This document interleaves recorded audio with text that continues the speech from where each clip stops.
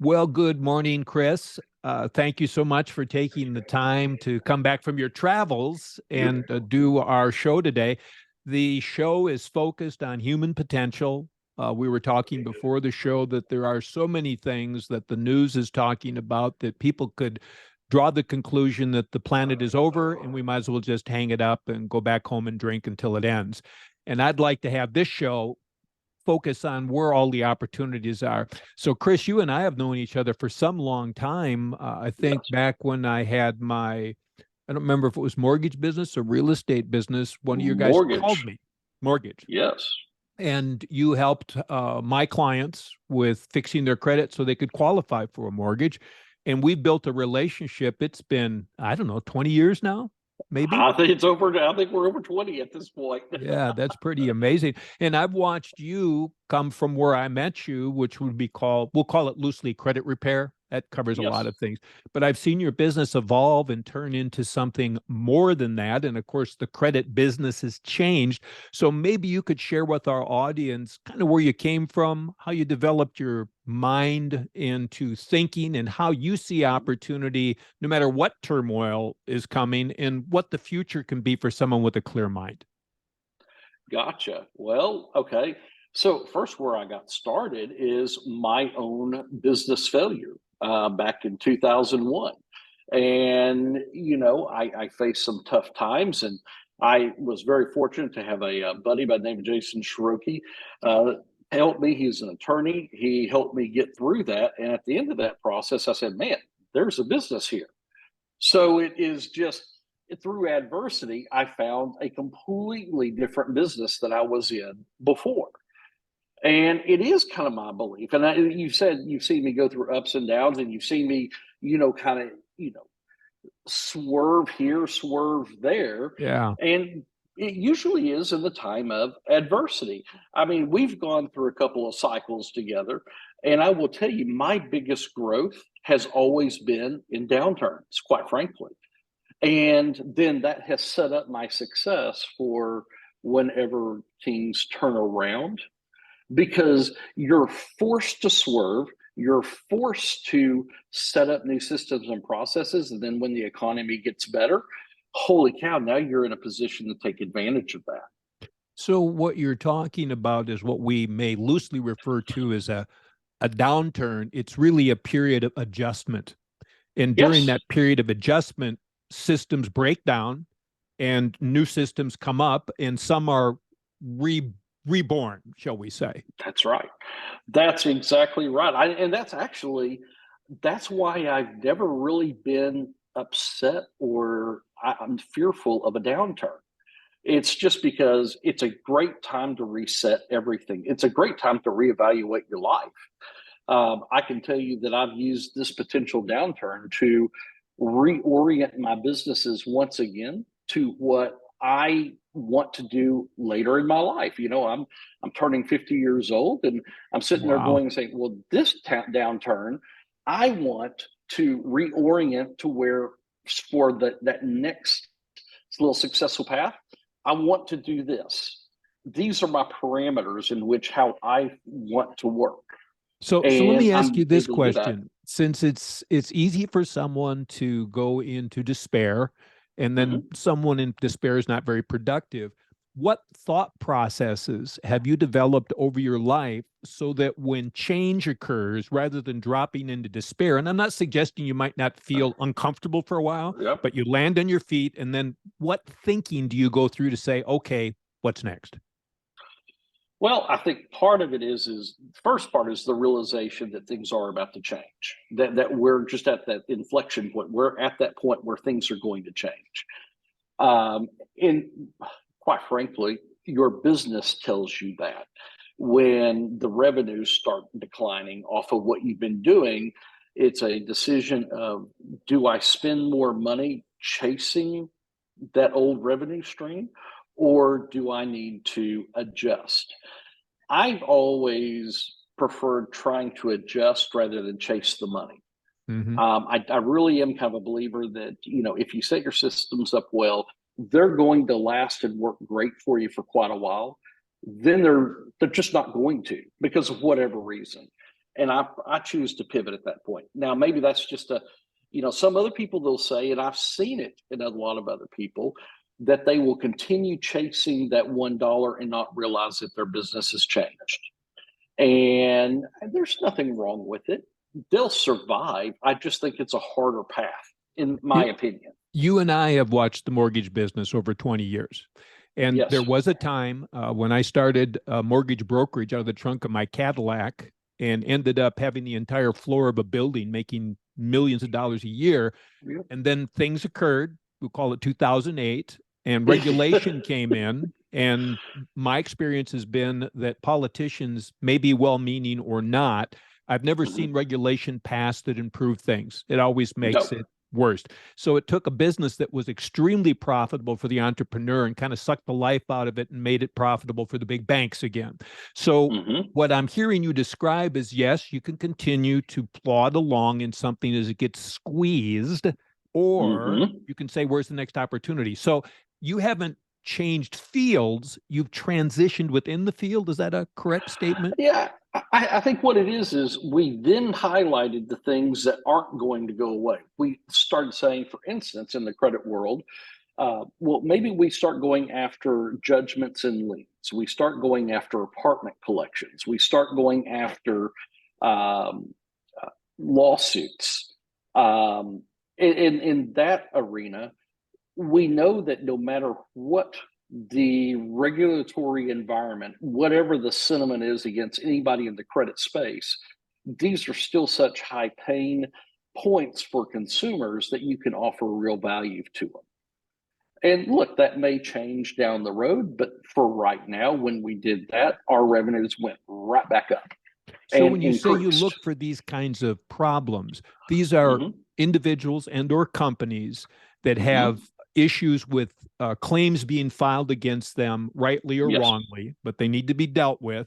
And they're probably getting to a point where they're critical enough where just ignoring them isn't working for these clients any longer. In fact, it's not, because, again, the regulatory and the systems have changed to where, for instance, in Texas, the thought process was, number one, a credit card company cannot sue me over a past debt because I just defaulted, nor can they go after my bank account, nor can they go after me doing any aggressive collection action. And unfortunately, the laws have changed against the consumers. And in Texas, we are now very much like every other state in the union now, where they can be exceedingly aggressive and cause a lot of pain for the average consumer or company. So when does the consumer find out that this problem is no longer something they can ignore? Do they get a letter in the mail? Do they find out their bank account's been wiped out, or what are the red flags? They find out their bank account's been wiped out. They find out that their company is no longer able to receive the funds for that, for what they thought they were going to get paid. For instance, and to give you an example, there was a lawn maintenance company that recently hired us, and they didn't think it was a problem until they have a humongous corporate contract. In that corporate contractor, it's a large apartment community management company, and they take care of the yards for like 40 apartment complexes across North Texas. And because of the aggressive collection action, the creditor intercepted all of those funds, and now all the funds have to go to the judgment creditor rather than going to the company. Makes it kind of hard to operate your business, doesn't it? It makes it impossible. Yeah. So unfortunately, people have waited till it's too late. We're trying to do some more initiatives. We're launching a new website about, it's called the consumercreditattorney.com, and we're trying to outline what can actually be done in each state. So that way, a person can go to that website and say, okay, I've got a problem with this company. What can they actually do against me? And so that way they can, before it becomes the next big problem, they can kind of see the escalation, the path in which they choose to collect, and maybe avoid it before it gets so bad. So is it likely that these individuals, companies that have this problem, they're aware of it because, number one, they knew they Yeah. stopped paying. They probably Yes. received a notice or two over some period of time. And And they've been sued. and they've been sued, which they also ignored if they are getting their Mhm. bank account cleared out, right? So I Right. guess they thought, well, get sued, what can they do? And they ignore it, but then they Yeah. find out what they can do. Yes. That's the problem is they find out, and most of the comments I get is, well, I've had this happen before. I've been sued in the past and nothing ever happened. Well, unfortunately, that's just not the way the world works anymore. Right. So is And it so possible that they'd been sued in the past? Now there's a judgment out there and they've ignored it, but now someone has decided to collect that judgment? that's starting to become more popular. They're now going to the backlog of judgments, but right now there's such great volume in just taking care of current debt obligations. They haven't really needed to. I mean, a lot of the law firms on that side of the representing creditors, they are really expanding. I mean, significantly expanding operations, quite frankly. So what's the right thing for someone to do when they're aware they have a problem, ideally before it's a judgment, huh? Would be the smart Mm-hmm. move. They come to your firm, and what would you say to them? Well, look, let's talk about what you can do. We talk about what we know can be done, and then we say, can that work for you? If it can't, then what are the delaying tactics? What are the other options so you can keep surviving? And sometimes it is setting up a new corporation. Sometimes it is. I mean, you've got to be able to survive this first, right? Sure. And that's what we talk about is how to survive it and then how to ultimately resolve it and deal with them, but under a little bit more fair terms. And normally, does a borrower get into a problem like this because their business maybe got a little low on cash flow? They couldn't afford some bills, and next thing it turns into this some years or months later. That's exactly right. And, it's a pretty predictable path for most business owners. They actually, there's a downturn, then they go, oh, don't worry, I'll just use this credit card over here. It gets maxed out and it's a slow creep. It doesn't happen overnight. It happens over 6 to 12 months. Then all of a sudden, man, their credit cards are maxed out. Now they're not fundable with anybody. Mm-hmm. Nobody will give them more money. Mm-hmm. And so then they start defaulting, and then then they start living out of their company. And that's now becoming problematic. Used to, trying to pierce a corporate veil in Texas was really unheard of. The first rounds of litigation on that are actually coming. And where do they start? Are you living out of your company? Are you charging on your Netflix account using your corporate debit card? Are you paying your rent out of your company accounts, etc. Mm-hmm. And it's becoming more common for them to be able to pierce that corporate veil, and we're just now starting to see the beginning of that. There's probably something that a lot of corporate owners aren't aware of, even if you aren't doing that or it's not readily apparent. If you don't file the proper minutes Yes, inside your company, someone could say, give us your minutes. And you'd say, what yes, minutes? And then you now no longer really have a company, right? The corporation. that's exactly right. They're asking for minutes. That's a great no. They are starting to ask for the minutes. Um, they can easily discover the bank accounts. They can easily discover the minutes. They can easily discover a lot of stuff. Yeah. And then they can go back to the judge. You say, Your Honor, it just doesn't look like it's a real company. They're operating as a personal slush fund, Yeah. and they're using it to avoid paying me. Yeah. Yeah. And we're And in a so more creditor friendly environment now than maybe we were 10 years ago. it's gotten exceedingly more creditor friendly. I mean, the amount of lawsuits, well, first off, this jurisdiction, the Fifth Circuit, is very And creditor friendly. is that Dallas or Fifth That's Circuit? Dallas. Your Fifth Okay. Circuit would be Louisiana, Arkansas, Oklahoma, Texas, and I think New Mexico. But Fifth Circuit's very conservative, very pro creditor. Mm-hmm. Um, John and I were at a hearing a while back with a judge, and I'm not going to kid you. The judge, this is after John won the trial, and after the judge ordered the creditor to pay our attorney's fees and wipe out the debt. The judge literally sat there and goes, I don't know why people even hire you to defend them, because you know what? They're guilty. They owe the money. And John just reminded, well, but I just won. She goes, well, you're the exception. And so, It's I showing mean, you that, their perceptual set. You guys are yes, guilty. You owe the money. You're a yes, step away from being a criminal. You yeah, should pay this. It's unfortunate that this guy even won because he should have paid the money, is yeah, sort of the thinking. yeah, absolutely. But that goes to show you how, and by the way, I've yet to find a consumer friendly judge yet out there. I can't find one out there. Hmm. They're very predator friendly, and they all take the I say they all, everyone I've ever run across, they take the attitude of, hey, the consumer just should pay, and just move on. So what if the consumer can't pay? Let's assume the consumer says, "Yeah, I didn't pay. I wasn't able Yeah, to." Let's imagine in this case, their intent was not to take advantage of anyone. They just got jammed right, against the wall. They're just trying to survive. right.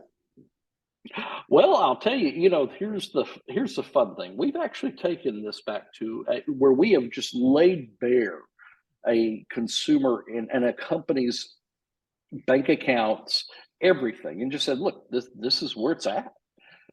There is no money to go get right now.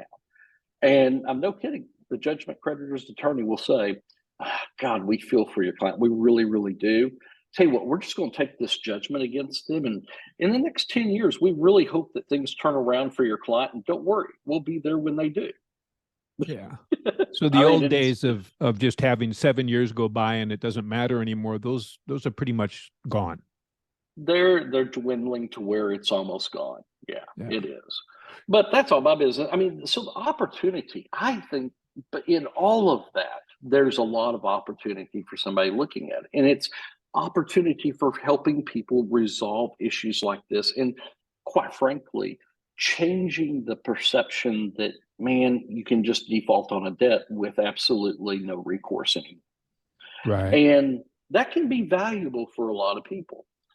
Um, we're, as I mentioned, that we also formed a credit coaching, business credit coaching, and business funding, and it's one of those things that in a downturn they do very, very well, but it also expands your ability to say the same thing of, hey, look, yes, let's take on credit, let's fund our businesses, but let's do it the right way.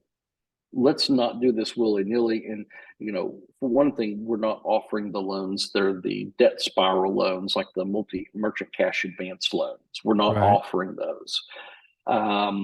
We're offering legitimate solutions, but we want to help you get there. We want to help a small business owner get there and start thinking the way that we do, and hopefully that will transform their business. And when things do become a whole lot better, um, you know, they'll be in a position to really take advantage of it. And So this is actually even, go ahead. I'm glad Go you ahead. brought that up because I'm in the Alt-A business lending business. Mm-hmm. And there's a misunderstanding about that business. Now, you and I can both say in any field, you're going to find unscrupulous operators. So let's set those Yes. groups aside for a moment here Yes. and talk about the sense of when a bank isn't going to lend to you, whether an Yes. alternate form of financing makes sense. Now, you talked about the cash advance, which can Yep. sometimes be the debt spiral where you're just borrowing Yes. more and more. The interest is, and it's sucking your blood out till eventually it breaks you, you don't pay, and you've got the problems Right. that you've been talking about. But there's the That's right. other type of finance, higher than bank financing, but the bank's not Yes. going to help you, where you That's say, well, right. what's my cost of borrowing? It's this. What can I do with that? Not to live, but to improve and heal my Right. company, increase my revenues, pay off this loan, and now I move forward a smarter person. Is that what we're talking about? That's exactly what we're talking about. That we are talking exactly that. It's, and part of it is just making them understand what the cost of borrowing is and what the real cost of their own service or their own goods are. Um, this before we got on, we're talking about this gentleman owns three bakeries, Yeah. and I was blown away at the average profit on an item that he sells. And so we could make sense out of lending to him, even if it was 12, 13, 14, 18, 20%. Mm-hmm. You could actually make sense because his item has that much profit. And by the way, he owns all three buildings he's in now. Mm. So there's a difference between borrowing to survive and borrowing to rebuild. That's exactly right. Well, the impetus for him was he has a son that just got back out of business school and is going, but Dad, we could take this and make it more. He's trying to figure out, how do you do that? Uh-huh. And all we're saying, the very first thing is you got to become an LLC. He's been operating as a DBA. And look, it's worked all his life. Nobody can argue with him. It's worked. I mean, he's Sure. making a lot of money. He's got a model Uh, that's productive. So let me ask you this. Do yeah. you sometimes have borrowers that come to you and you look at their business and you say, hey, Dave, what it appears to me is that your business is no longer viable Yes. and you're in this problem because of that. So even if we help you survive longer, you still have the unviable problem here. So you need to think of doing something else, or like you've done, you don't have to leave your field. There are other things you can do within your area Mm-hmm. of expertise. So you're not going from being a debt guy to trying to be a computer programmer. So how Right. have you managed to find within your own field? I guess if you were a blacksmith and now we have cars, trying to find a new place to sell Mm-hmm. horseshoes isn't realistic. But we're really talking about credit is still always going to be, right? So you're Yes. in the credit business and Yes. you look at what's not working, income going down, expenses going up, and you say, but Mm-hmm. what, I guess it doesn't all stop working at once, right? You see something Right. that's still twinkling. So how do you Mm-hmm. look at your business and say, wait a minute, there's a twinkler in here. Let's focus more on this. Let's move these other parts that are no longer viable away. How do you make that decision? Honestly, I got out there and started talking to my clients. That was it. I mean, I literally went out to all my current loan officers, mortgage folks that are sending us deals, and I said, "Look, I know that you're not able to send us as many deals here, but what are your pain points? What's happening that you and I have not discussed before?" And that's when we started talking about, Texas partial releases, where we started talking about judgment releases. That's when we started talking about specifically apartment collections. They go, Chris, we have a great credit repair company over here, but they can never get off apartment collections. Ah, okay. Well, if I came back to you and we were able to do X, Y, and Z for those apartment collections, would that work for you? Yes. Ah, okay. So it sounds silly, so simple. How do Yeah. you know what to do? You find out what people need, and you say, Yeah. "Can I serve that need?" Yes. That's all I did, is because what we were providing our clients, they go, y'all do a great job. It's just we can get it done over here and we can get it done over here cheaper.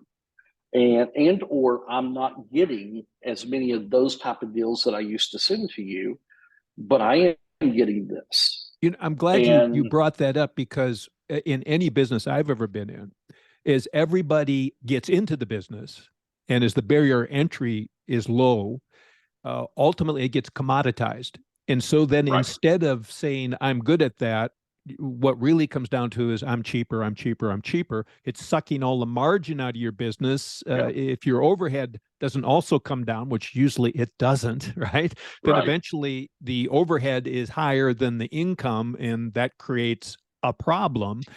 So what do you do to keep from getting commoditized? Is that going to happen with almost any service? Over time, people see there's money and more come there, or not? Yeah, I think as more people get in, there are a few aspects of our business that are now becoming commoditized. In fact, actually, uh, I went into a bank down in the valley, and no kidding, the loan officer said, "Well, I can go get the exact same thing for over here for this dollar amount, that exact same service over here for this dollar amount." And I'm not going to kid you, I have not had that objection in quite a while. Mm, And so um, I just said, well, let's take a look at the pricing and let's see what we can do about it. And hmm. ultimately, I don't think we're going to service that particular bank. Right. Um, but because we found lots of other people that for now would agree to pay our pricing. So I think this is an important thing to say. It's like the canary in the coal mine.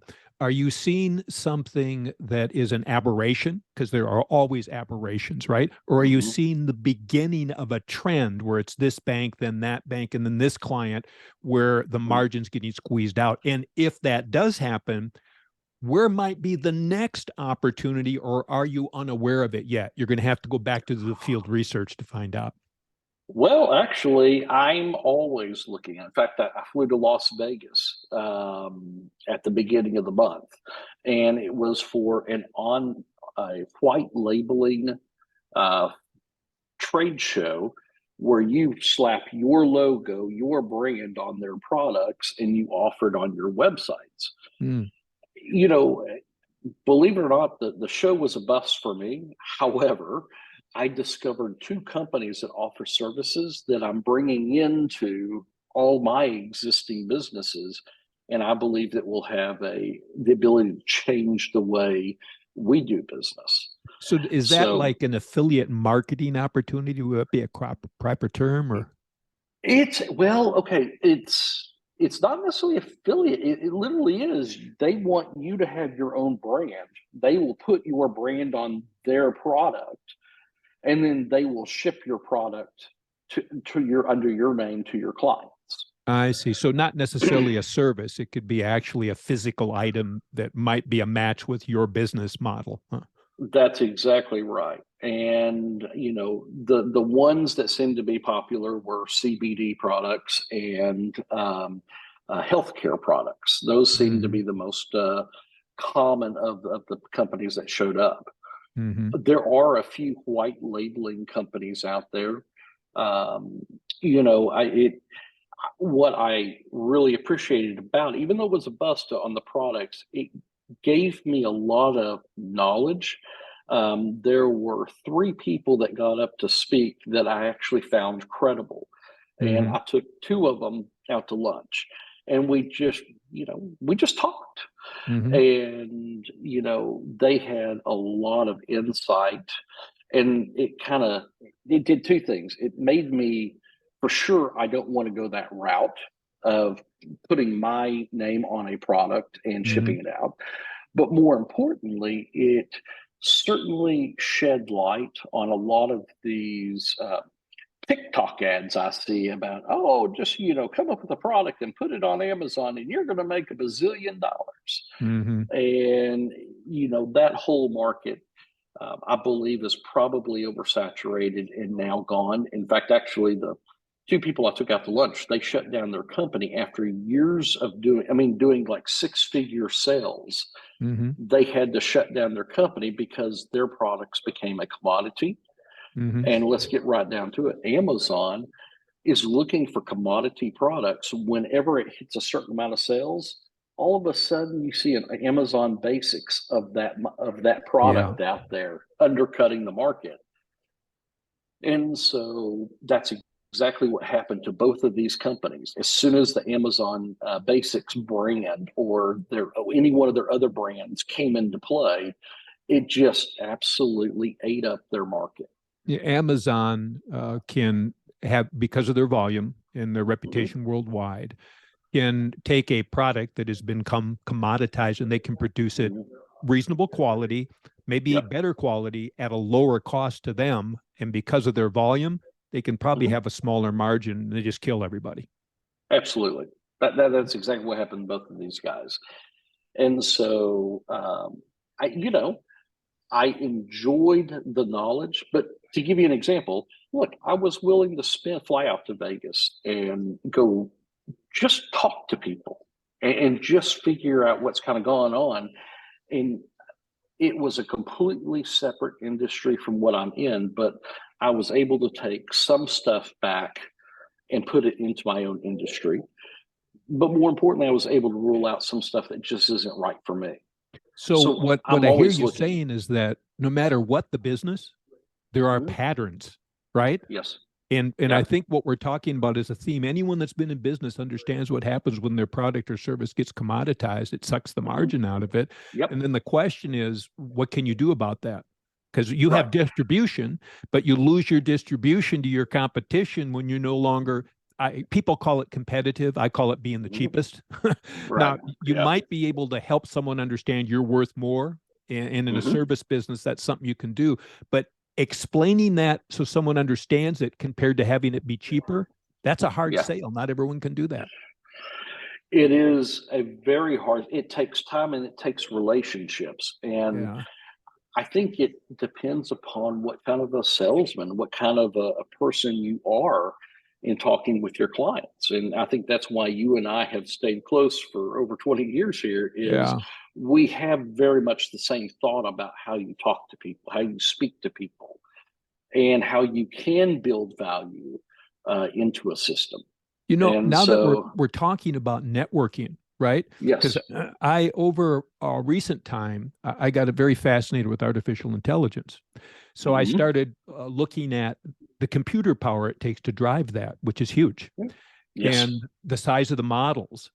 And that drew me down. I was already interested in Bitcoin and crypto. I've been studying Hmm. that, and then I started looking at what we'll call the crypto casino, where there's Hmm. it comes out, you get paid in the coin of the realm, and you Yeah. can't tell if the rug's going to get pulled and your money disappears, or if this is one that's a legitimate business. Kind of like we're old Right. enough to remember the .com era, where you put .com on Yes. anything, even if it wasn't a business, and you could Yes. suck money into it, Sell it. right? Well, Yes. it's like that in the crypto casino world. But so I asked myself, so let's say you and I, we're not part of that world, and we came up with whatever our crypto casino was and went out to the marketplace. The problem we'd have is distribution, right? Hmm. So in order to, I looked at one called Solar Road, and in a couple weeks they raised like $43 million, and I thought, well, how did they Wow. do that? I never heard of it. I could hardly find anything online historically about it. Most of Yeah. what I saw was the hypey kind of things like the get rich in real estate courses used to be on at Hmm. midnight.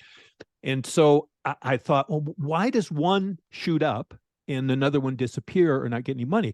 And it was the existing networks. So what Yeah. I noticed happens is that these people have relationships with one another. And when Hmm. Dave and Chris, who each have their own networks, find a new deal they want to do, we go Yeah. out to our network and say, hey, we're going to do the Dave and Chris coin. And here's Yeah. the story of why the coin's a good deal. Doesn't matter what the Yeah. story is. Let's pretend in our case it's the true story, right? And let's Right. pretend we're smart enough to operate the business and we want to raise money for it. Let's pretend Yeah. that for a moment. And then it shoots out through our networks. And all of a sudden, $50 million comes into a company nobody ever heard of before. So it's the power of the network. So why Right. did the networks go from one to the other? Because Chris and Dave know last time we did 3 deals together, we made money on them. Our friends know Yep. that. So they're more willing to do the next one. And if we lose money every once in a while, we Yeah. already know we only put in what we could lose. So the whole point of all this story is relationships. Oh That's yeah. what makes it drive is relationships. Well, I mean, you see these top tier network marketers. I mean, I can't, there are names I can think of out there that, quite frankly, as long as someone says, well, he's it, they don't even know what the product is. They don't care what the product is. They'll be a network marketer for that person. You know what? They'll sign up in their downline because exactly what you just described. So They've made money most of the time. it's very similar to Michael Yep. Jordan having a pair of Yep. sneakers, and then other people want to buy the sneakers because Michael Jordan said you can get them. Why is Right. Michael Jordan worth so much money? Yes, he's a great talent, a huge talent. But Yep. why he's worth money is because when he stands in front of something, shows up at a sports stadium, tickets sell, Hmm. endorses a jersey, jerseys Hmm. sell, endorses sneakers sell. So what we're really talking about in this confusing world is how Hmm. someone can grow their network. You and I are That's able to right. talk today because we're Hmm. part of our personal sphere of it. Even though at That's this right. moment we're not doing a business together, Yeah. the relationship endured and went beyond any Yeah. business relationship that we had in the That's right. past. That's right. So when you went out to Vegas, what you were looking for is new relationships, right? Yeah. Yeah. New ideas, new relationships, new anything. I mean, I just can never. I have come to a point in my life, I'm willing to spend some money to have connections made in my little brain Hmm. because I just never know when that aha moment comes in. You know what I mean? I do. It's I'm willing to pay for education. Like yeah, in the last 3 years, I have paid for more education courses. Some of them I got absolutely no value out of them. Some it all it took was that one little spark, that one thing, and it changed the way I thought about my business, and or it changed the way I conducted my business. And all I know is I'm confident enough at this age in my life that if I can find that little spark, I know how to monetize it. I know how to make money off of it. I used to be a professional guitar player, and I've renewed my interest in studying guitar. And I was Okay. listening to this guy explain improvisation. And for those in the Okay. audience that don't understand, that is having a series of chords come by and you make up things to play on top of them all at once, which is very difficult to do. So I listened to this guy say, and he said, sometimes, this is what you just said, Chris, sometimes Hmm. I practice something for 2 years and there's no application for it. And then one night I'm playing and boom, it drops out like out of nowhere. So what you're talking about is building up the reservoir of possibilities in your brain, in your network, in your head, and externally with Hmm. other people, because you never know when something boom is going to click and come That's right. up and be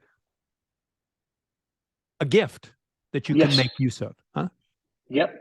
Well, give you an example. So there's a completely different line of business that I am getting into. We'll be announcing it probably by July-ish. The conversation started 2 years ago. And no kidding, it was at this convention when I hit this spark. It reignited that whole new business. And I went back and I said, guys, this is where this other company is. This is how they're doing it. This is what's making them so successful. Let's now integrate that and let's move forward. Whereas everybody was kind of hesitant with the old numbers. And now we're moving forward. It's just, So here's something else I just heard you say, and it's on the theme where we are. Timing is mhm. everything. If you're too Yep, late in a game, it's already commoditized and not a good pursuit. If you're right. too early, and I've been there before, it Yes. can be too hard to build enough business to make it viable. So, how do you Yep. recognize when it's that sweet spot? Now is the time to take action, Chris. Oh, boy, that's a tough one. I mean, I think it's faith. I think it's how you feel. I mean, yes, numbers drive stuff, but I think it's how you feel. I mean, once we had it all put together and we were comfortable, we're comfortable that knowing that we have a game plan that we can then swerve to any way we need to move the business. So, we might call that intuition, where you've taken Yeah, in so much information. Back to what I was saying about that guitar player, he's yeah, practiced something so much that when he suddenly needs it, it just feels right, and there it right. is. So it's That's right. all the preparation that doesn't appear to be useful, that Right. sometime in the future you get that intuitive feeling now is the right time. And Yeah, even if you're not exactly right, you're sharp enough to say, wait a minute, I thought it was, what's happening here? What am I seeing? And you adjust as you go till you hit a groove that that's right. works. That's right. That's right. We don't believe that our first model of this is going to work great because we're going I believe in going after a niche of the market that's not being currently served. Yeah. And, we are. And we're going to see. By the way, what was beautiful was I went to the Valley. I happened to meet someone that fits this niche really well, did the sales pitch. They're going to go ahead and sign up. We have Ah, already sent them a contract. They agree with all the numbers, and we're going to see how it goes. It may not turn out as great as we think, but holy cow, now we've got everything in play. Let's give it a go, and we're going to see if our idea actually works or doesn't work. here's something that I know that you will recognize. I've started many things based on that intuitive feeling that it's the right time. Mhm. And then when I got started in it, I found out I was in error in some of what I believed, but I discovered Mhm. something else. So what I started out with, I Yep. changed, maybe even left behind, but I found this new thing because of it, Mhm. whose time was right that I would have never got to if I didn't That's have right. this inspiration to move forward. That happens That's to right. you over and over, doesn't it? It does. I mean, look, I've changed my businesses around to the needs of what I can sell and make money off of right then and there. You know? So, Chris, if we were going to uh, take down to a formula of what I heard you share with me today, Mm, you are always taking in information. You're always talking to people, which is the marketplace. You're always asking, well, mhm. what do you need? What do you need? Yeah. And then you're thinking, can I serve that need? And then in a Mhm. business sense, can I make those economics work? And then you're saying Yeah. that when I first believe that's true, then I need some feedback that I was correct. I get that Mhm. feedback. I start working with that client. If I was correct, I'll get more of them and get better at Right. my process, right? And as Right. I get better at my process, I can do it more effectively. And then I can run with it hard as I can until I see the Yeah. signs of what's happened in the past. Everyone else is Mhm. in it. It's getting commoditized. Mhm. Time to find something else. And maybe if you're fortunate, you've already found something in the background that you're Right. working on before this fizzles out. And the That's clients right. that you've been helping that have the judgment problems and credit problems, Mhm. I'm thinking maybe they've learned now, but they didn't see the signs that the life was getting sucked out of their business and that Right. eventually they wouldn't pay and it would create these problems. And so, what you and I want to share with the audience today, if that has happened to you, the life got sucked out of your business, something went wrong, and now you have judgments, your life's not over. You have a huge learning experience you've already gone through. And it's been my experience, the more painful the learning was, the deeper I learn it. That's been my experience, right? That's been my experience too. Yeah, as my daughter said, you won't do that again. That is absolutely for sure. But I mean, that's hey, look, there's always a way out. It doesn't matter what the economy is doing. There's always opportunity. Yeah, Always. yeah, You just got to be out there talking to people. You've got to be out there just looking. And for me, I'm a talker. I like going out and talking to people, and I'll figure out a way. I mean, I know. I think that's the one thing that as I have expanded in business, done business longer, I just know for a fact that I will always find a way. It does, and so it takes out some of the trepidation that a lot of younger, less inexperienced people that are just coming into business. You just talk to people. I mean, and my main business partner, John Hilstowski, and I will always say, man, there is no bad business meeting. There's no bad phone call. Let's just talk.